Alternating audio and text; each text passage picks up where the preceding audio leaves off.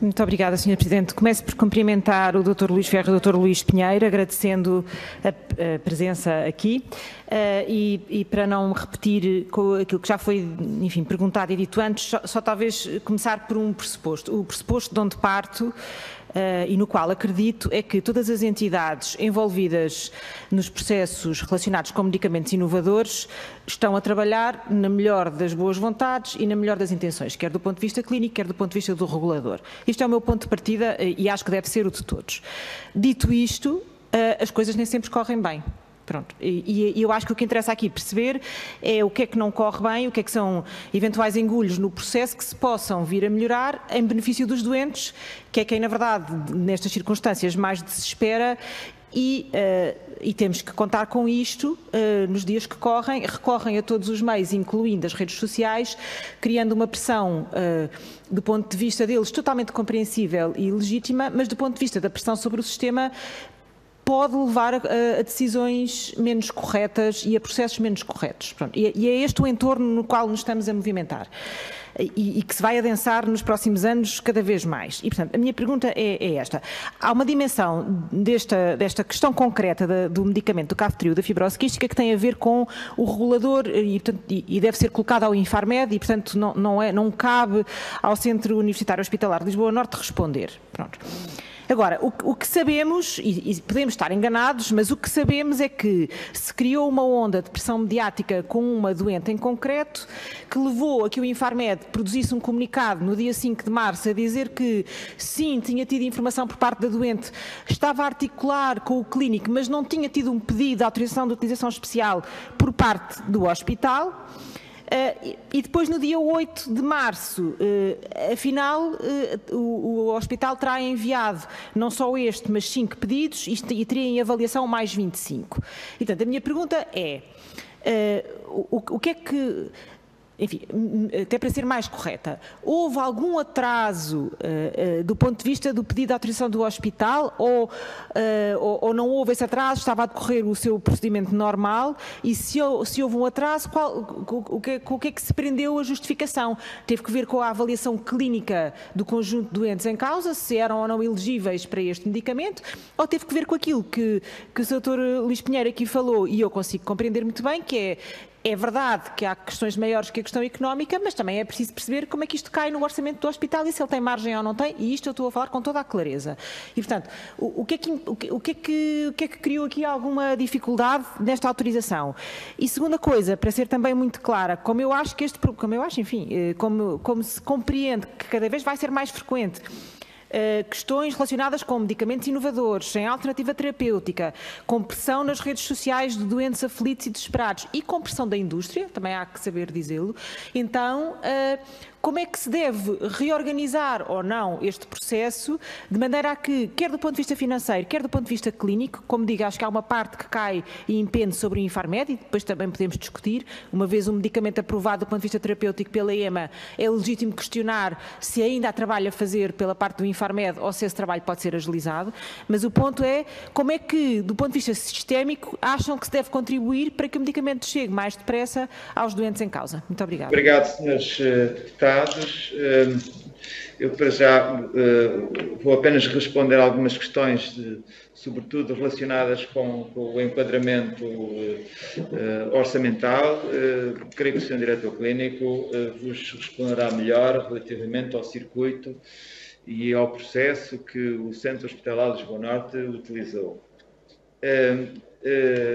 Repito o que já vos tinha dito, de que não houve neste medicamento, nem houve em medicamentos inovadores nos últimos tempos, uma restrição orçamental que retirasse aos doentes que tenham indicação, qualquer que seja o medicamento inovador, desde que tenham indicação clínica para esse efeito, não houve nem haverá da nossa parte qualquer restrição de ordem orçamental que ponha em causa a administração e a aquisição desse medicamento.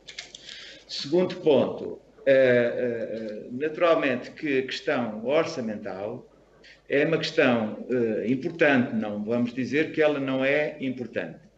mas percebemos que numa altura em que se está a regular o acesso de uma nova terapêutica, que o financiamento acompanhará certamente essas medidas e que muitas vezes as coisas nem sempre estão todas feitas ao mesmo tempo, mas isso para nós não constitua um problema, desde que, mesmo com algum efeito retroativo, se possa incluir um financiamento que venha a ser desenhado para esta patologia ou para outras patologias.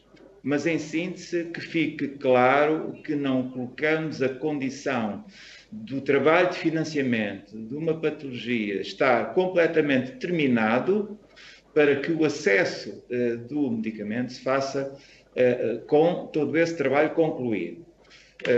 Isso está a acontecer com este medicamento, como tem acontecido com outros medicamentos noutras patologias.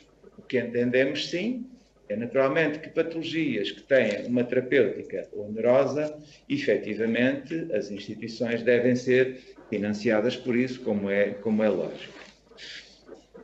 Pronto, relativamente ao processo e ao circuito, creio que o Sr. Diretor Clínico acompanhou todos os casos com imenso cuidado e, portanto, que foi garantido o medicamento na altura própria, ou de uma maneira ou de outra, mas ele explicará melhor. Obrigado. Ok, muito boa tarde de novo. Eu queria começar pelo fim, e nomeadamente pela última pergunta. Se faz sentido tratar a fibrose quística com este medicamento através da AOE? Não, não faz.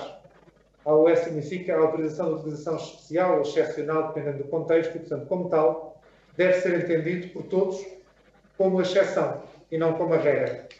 E é isso que leva a que, após a AIM do medicamento, enquanto apenas é possível aceder a ele através da AOE, ele não faça parte daquilo que são as rotinas clínicas das instituições e dos médicos, precisamente porque o processo de utilização deverá ser considerado excepcional. A pergunta que vem logo a seguir é se o medicamento tem comprovadamente mais valias, nomeadamente na modulação da esperança de vida e da qualidade de vida, como o Kaftrio tem, e claramente tem, a melhoria clínica dos doentes após o início da terapêutica é realmente rápida e aparentemente sustentada. A pergunta que se deve colocar à sociedade e a todos nós é: não deveria haver, para alguns que provadamente trazem mudanças naquilo que são as práticas e naquilo que são os resultados clínicos, haver um processo diferente daquele que ocorre para outros? Porque nem todos os medicamentos inovadores são iguais. Nem todos os medicamentos inovadores trazem iguais mais-valias. E é isso que é avaliado pela autoridade reguladora no âmbito do processo de avaliação farmacoterapêutica e farmacoeconómica. E, de facto, para nós, hospitais, e para nós, médicos, que nos hospitais tratamos doentes, nomeadamente com patologias raras ou patologias que até aí não tinham quase nenhuma opção terapêutica, é, às vezes, relativamente angustiante sabermos que uma medicação que traz mudanças dramáticas naquilo que é o prognóstico dos doentes ainda não tem completado o seu processo regulamentar que o normalize enquanto fármaco de utilização não excepcional. E é o que se passa aqui com o Kaftrio e é o que se passa com outros tipos de medicamentos que nos últimos anos têm surgido com alguma frequência e ainda bem. E realmente eu comecei por esta questão, por esta última pergunta e voltei à primeira afirmação da senhora deputada do Grupo Parlamentar do Partido Socialista, que referiu realmente que havia um aumento da esperança de vida, precisamente para balizar aquela que é a nossa discussão e aquilo que é o que está aqui em causa. Este medicamento é útil? Sim. Este medicamento traz mais-valias clínicas muito significativas? Sim, também. Mas também é um medicamento que surgiu há pouco tempo. E ao ter surgido há pouco tempo no mercado, precisa de um processo paralelo regulamentar que leva a que, no entretanto, a utilização que os hospitais fazem dele seja em caráter especial e excepcional. De uma forma mais restrita do que aquela que é o conjunto daquelas que são os conjuntos de indicações presentes no resumo das características do medicamento que presidiram a autorização de introdução no mercado.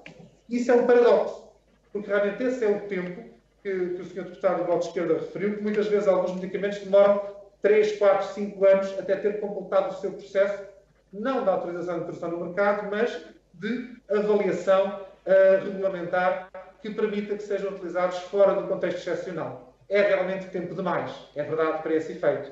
É desejável que esse processo seja mais curto, nomeadamente em alguns medicamentos que têm comprovada eficácia e que trazem comprovadas melhorias, não apenas em termos imediatos, mas naquilo que é não só a esperança, mas a qualidade de vida de patologias que até aí tinham muito poucas perspectivas, como é o caso aqui da fibrose quística com este medicamento. Também nos perguntaram, realmente, quantos doentes temos. Temos 120 doentes, mais ou menos, em acompanhamento, dos quais cerca de 30 com potencial indicação para estes moduladores. Desses 30, havia 2 e depois a seguir mais 5 e agora mais 1, com indicação para o CAFTRI no contexto do PAP. E todos esses já foram devidamente inscritos na plataforma e já foram objeto da respectiva autorização por parte da autoridade reguladora. De assinalar que antes deste processo mediático que todos conhecemos, já estava em curso o programa de acesso precoce anterior, com os primeiros 10 doentes que foram atribuídos a nível nacional, 2 dos quais ao nosso centro, sendo que à data do início deste processo mediático, um deles ainda não tinha sido objeto de aprovação pelo Infarmed. Foi exatamente nesse dia e depois no dia seguinte, quando submetemos os outros 5 que foram aprovados no próprio dia. E ainda bem. E já estão, grande parte deles, a ser tratados com eficácia. Importa aqui também referir que porque é que não pedimos antes o medicamento. Pedimos alguns antes e outros a seguir e iremos pedir outros no futuro, precisamente porque estamos a tratar de processos excepcionais. E por serem processos excepcionais, devem ser avaliados caso a caso, porque nós temos ainda o medicamento com toda a componente regulamentar determinada. E dir-me-ão, mas se identificam a necessidade clínica, então deverão pedi-lo de imediato. É verdade.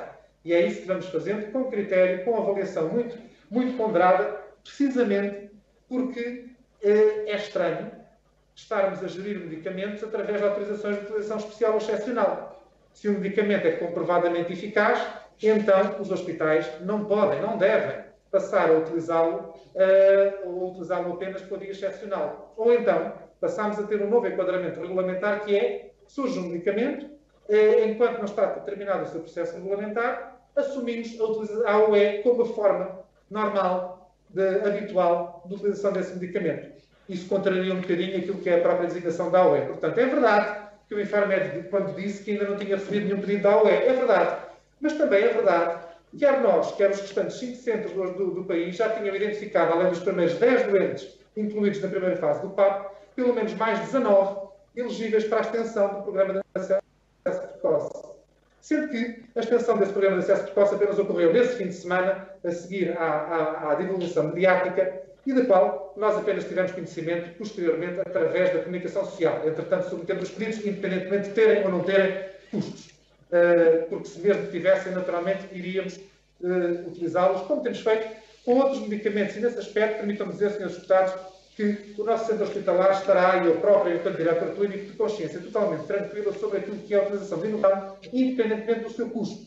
Porque a partir do momento em que optamos por disponibilizar terapêuticas que custam a um indivíduo 2 milhões de euros, e neste momento já temos mais do que cerca de 6 doentes tratados nesse contexto, isso significa que a nossa política do medicamento é uma política centrada no benefício clínico e não nas vertentes financeiras ou orçamentais. O que não quer dizer que não tenhamos preocupação nessa matéria. E por termos preocupação nessa matéria, porque somos cidadãos e todos devemos também pensar naquilo que é o bem comum, e o bem comum significa gerir o orçamento que os senhores deputados disponibilizam a todos nós, através do Orçamento de Estado, todos os anos, da melhor forma, para que chegue a todos os que precisam, importa também calcular e ter estas preocupações.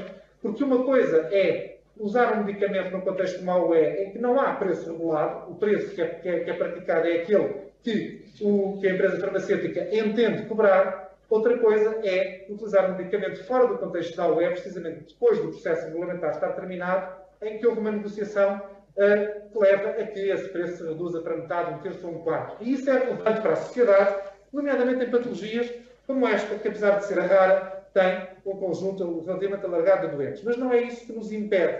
Tanto que o próprio PAP, saberão isso provavelmente também, tem términos. O senhor deputado do PCP colocou a questão do PAP e fez a menção de que os PAPs têm, há um compromisso da companhia a fornecer o medicamento até ao final do tratamento. Depende do PAP. Neste caso não, porque, como disse bem, este tratamento é para a vida e, portanto, o PAP termina no dia 31 de julho.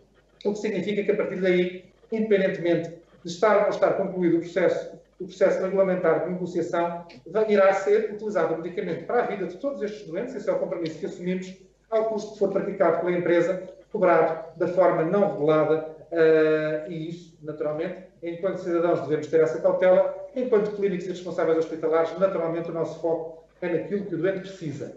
E iremos continuar a utilizar os medicamentos que os doentes precisem a todo momento, desde que estejam reunidas as condições clínicas e o conhecimento científico suficientemente sólido para que ele seja utilizado com critério nos doentes com indicação. Portanto, penso que respondemos mais ou menos a todas as perguntas, espero não esteja escapado nenhuma, Daniel. Sim, sim. Mas gostaria de voltar a recentrar a questão de que o nosso foco é naturalmente tratar os doentes tão precocemente quanto possível, desde que a informação disponível seja sólida, e é isso que fazemos. Relembrar também que o que estamos aqui a falar é de um medicamento que, embora tenha tido a AEM em agosto, só foram criadas as condições para que pudesse ser elegível a sua utilização após a definição dos critérios do PAP, que terá terminado em novembro, e aí identificámos os doentes, em articulação estreita com todos os centros nacionais. Vou reforçar aqui também que há, nesta vertente desta patologia, uma coesão nacional na definição dos critérios clínicos para a utilização destes medicamentos, tentando-se, inclusive, que isto seja feito de uma forma regulada, interpares, reproduzindo para a fibrose quística aquilo que é o modelo, por exemplo, que já existe noutras doenças raras e igualmente graves, como, por exemplo, as doenças lisosomais. Esse é o paradigma, esse é o contexto que gostaríamos que surgisse e que fosse implementado a nível nacional. Nós, enquanto hospital, mas do ponto de vista daquilo que é a visão clínica dos nossos especialistas, que é a única forma de garantir equidade no critério de acesso e distribuição por todos os intervenientes, que os 5 centros realmente têm uma comunicação permanente. Muito obrigado.